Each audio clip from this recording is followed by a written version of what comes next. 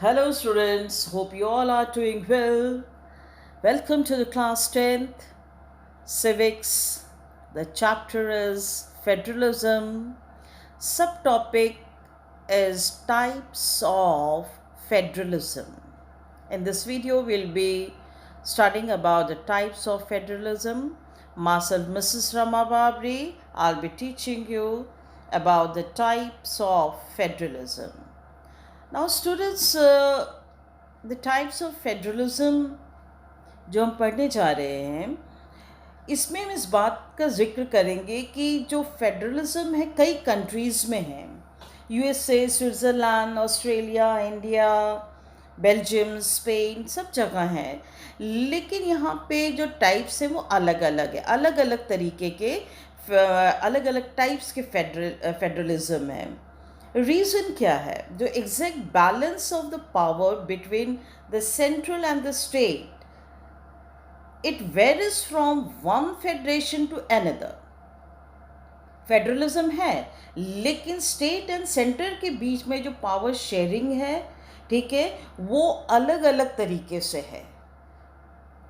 वो अलग इसलिए है क्योंकि जब फेडरेशन फॉर्म करा गया या देश के अंदर फेडरलिज्म लाया गया, तो उस वक्त हिस्टोरिकल कॉन्टेस्ट, किस हिस्टोरिकल कॉन्टेस्ट में क्या स्थितियां थी, उस वक्त क्या सिचुएशन थी, किस परिस्थितियों में फेडरेशन लाना था, उस पर बहुत डिपेंड करता है। The balance depends mainly on the historical context in which the federation was formed.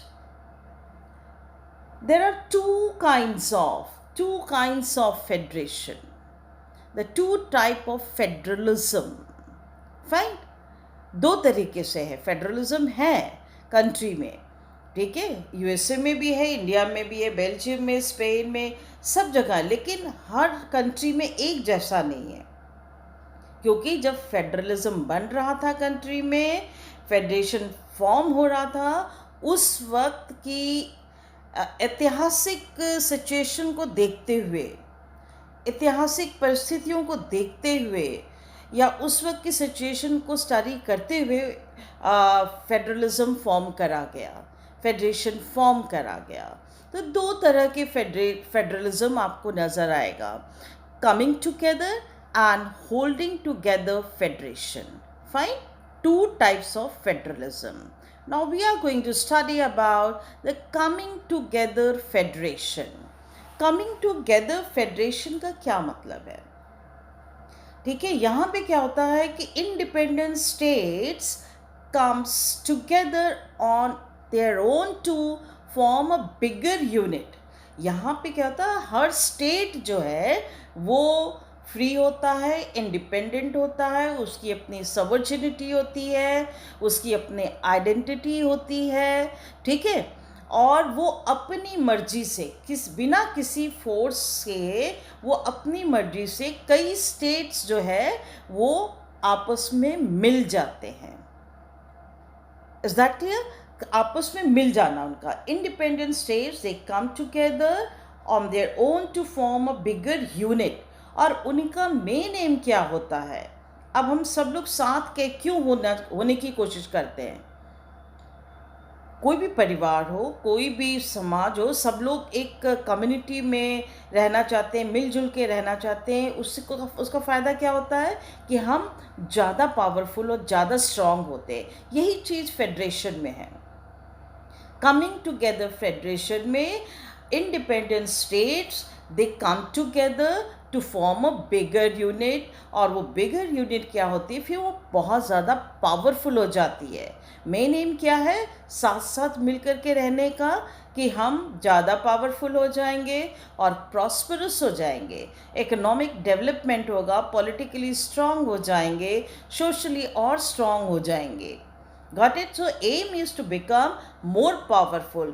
बाहरी आक्रमणों से सुरक्षित हो जाएंगे, फॉरेन अटैक से हम, मतलब जो भी यूनियन बन रहा है, एक बिगर यूनिट बन रहा है, तो वो सुरक्षित हो जाएगा। क्योंकि आप अलग अलग इंडिपेंडेंट स्टेट्स अगर है, तो वो अपने आप में हो सकता है कि उसके पास सब कुछ हो, ठीक है, लेकिन वो इतना ज़्यादा पावरफुल नहीं होगा कि बाहरी आक्रमण से बच सके।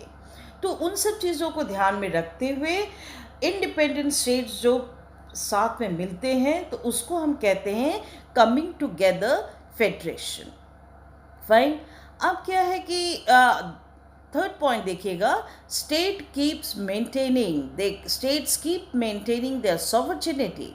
सॉवरेनिटी का क्या मतलब है कि आप जैसे सॉवरेन कंट्री, आप अपने इंटरनल मैटर्स, एक्सटर्नल मैटर्स को खुद संभाल रहे हैं, ठीक है। आप बाहर के लोगों का इंटरफेरेंस नहीं बर्दाश्त कर सकते हैं और न करते हैं। तो ऐसे जो स्टेट जो उनकी अपनी सॉवरेनिटी को मेंटेन कर रहे थे, ठीक है, तो वो वैसे की वैसे मेंटेन रहती है, लेकिन वो साथ में दूसरे स्टेट के साथ मिल करके उस अपनी सॉवरेनिटी को मेंटेन करते हुए अपनी पावर्स को भी शेयर कर रहे होते, अपने पावर्स को अपनी सॉवरेनिटी को भी शेयर कर रहे होते हैं मेंटेन रखते हुए।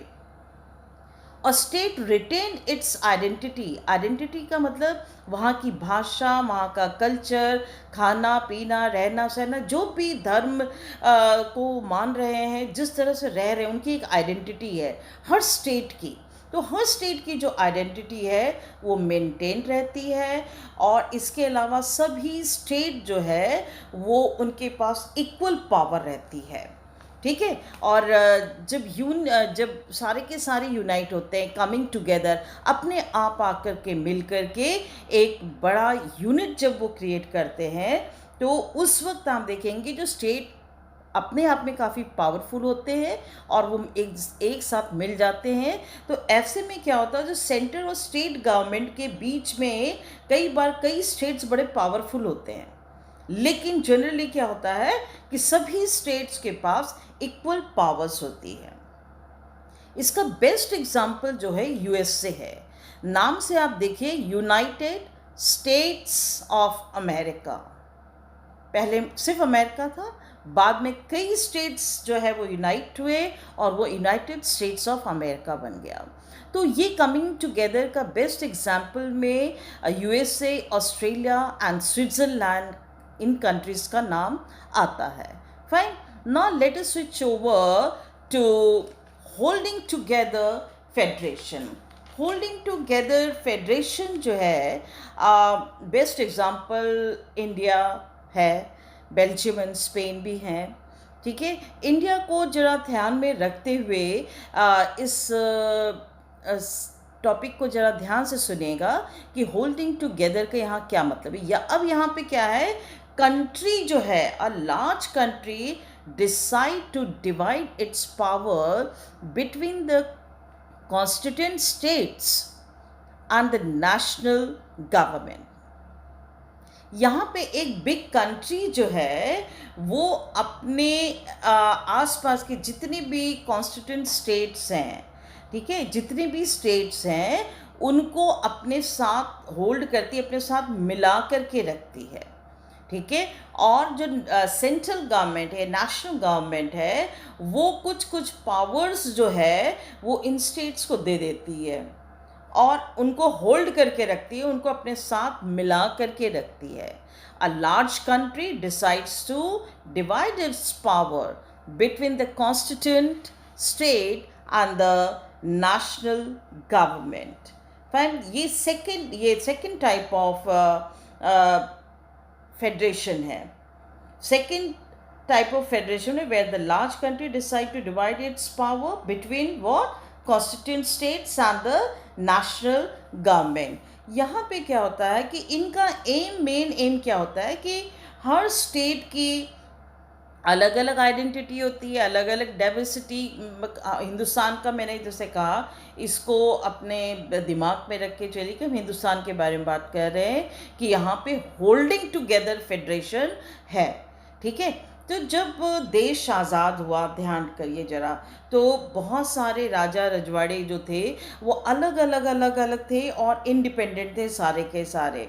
जब देश आज़ाद हुआ तो देश ने भारत देश ने इन सबको अपने आप में जो है मिलाने की कोशिश करी, ठीक है। और जब ये छोटे छोटे स्टेट्स को जो इंडिपेंडेंट भी थे, जो राजा रजवाड़े थे, उन लोगों पे को भी कुछ बेनिफिट्स देकर, कुछ पावर्स दे करके उनको अपने आप में मिलाया। लेकिन मेन एम क्या था उनका? To accommodate the diversity.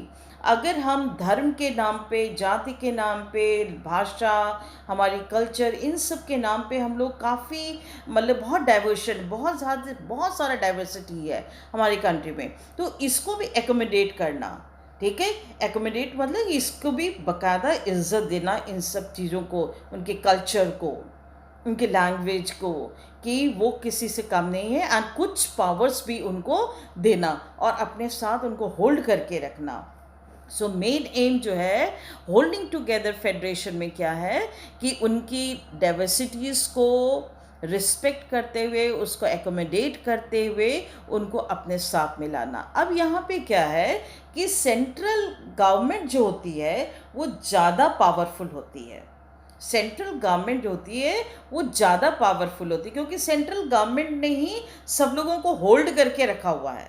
Are you getting it? So सबको जो होल्ड करके रखा हुआ है और सबको थोड़ी थोड़ी पावर्स दी है।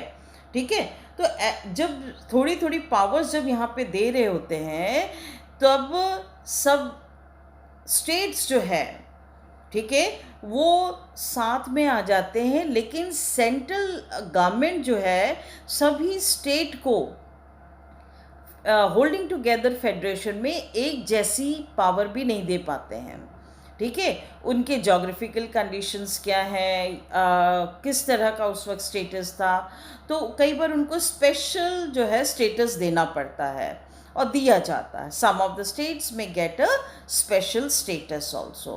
द बेस्ट एग्जाम्पल कौन सा है? India, Belgium and the Spain in holding together federation.